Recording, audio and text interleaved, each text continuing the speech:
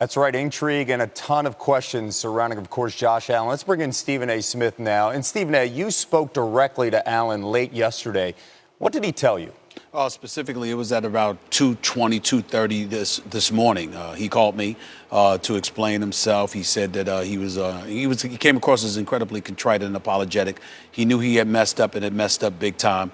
He referenced one of the quotes, "If it ain't white, it ain't right." He said he got that from the show Modern Family. It was an episode there, and it was the truth because I looked it up, and that's exactly what it had said. Another one was from a Rick Ross record, "Stay Scheming" or something like that, and he got one of the lines from the tweets that he put out there. He got it from that record as well. And then also he brought up the fact that he had a bunch of friends, and a bunch of them, they have talked like that. They would joke around with one another. Somebody would steal somebody else's phone, put something in there when they went away to the bathroom or things of that nature. But then I asked him, are you trying to say that somebody else did that in your account? He said, no, sir, that's on me. It's my account. I'm responsible for what appears on it. I'm responsible. He said it was a long time ago. I was being young and dumb and immature, and I have to own this. There's no way that I can put this off on somebody else, so it's my bad.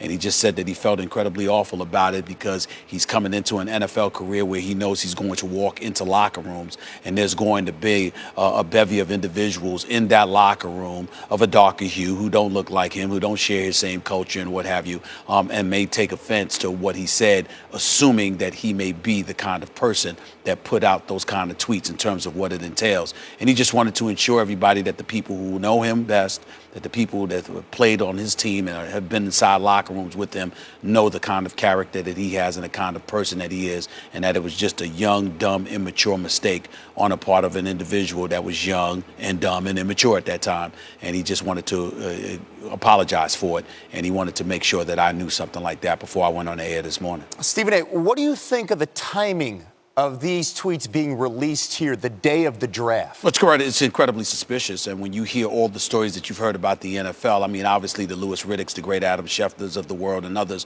are more qualified to discuss this subject than me.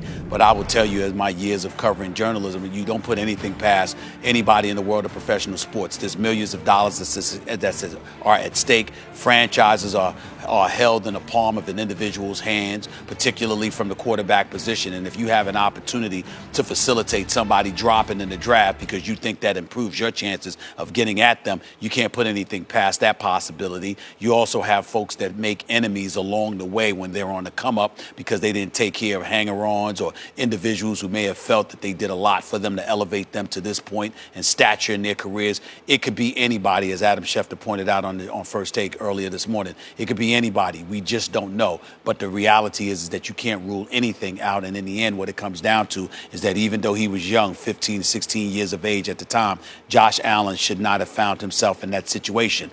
It's a testament to the times that we're living in, how sensitive times are, and he realizes how stuff like this could come back and bite you. And he's just hoping and praying that that's not the case for him. But in defense of him, I will tell you this, he's not just thinking about tonight. He's thinking about whatever locker room he walks in because he's concerned about how people are going to view him, and he doesn't believe that's indicative of the kind of young man that he is today, and that's why he was so apologetic. Okay, with that in mind, should these tweets play a role in where he's drafted tonight in your mind? No. None whatsoever. And the reason why I feel that way is because I'm going to hold an adult, a full-fledged adult, significantly more accountable than I'm going to hold a teenage kid. That's just me. That's just how I feel. If all of us had to literally reflect upon the things that we've said and done when we were 15 or 16 years of age, I doubt that any of us will come out smelling like roses. The other thing that I wanted to bring into account is the fact that while me being an African American might be highly sensitive to the N-word coming out of anybody's mouth, particularly somebody who is not black, the reality is that when you look at young kids on the come up, we live in a different age. It's not to absolve them from anything. It's not to diminish the level of accountability that such mistakes entail. But I do think it's important to recognize youth in situations like this because we live in an age with the hip hop profound influence on youngsters on the come up who may believe that articulating and elocuting such things is completely apropos and okay, because everywhere they turn, it's being used and it's being deemed as okay. So we can say it's not okay. We can remind them as to why it's not okay, but to hold a kid accountable to a level with a level of condemnation compared to what we would hand down to an adult and to put it on the same level, I'm not for that at all. He was a kid. He made a mistake. I definitely think we need to talk about it.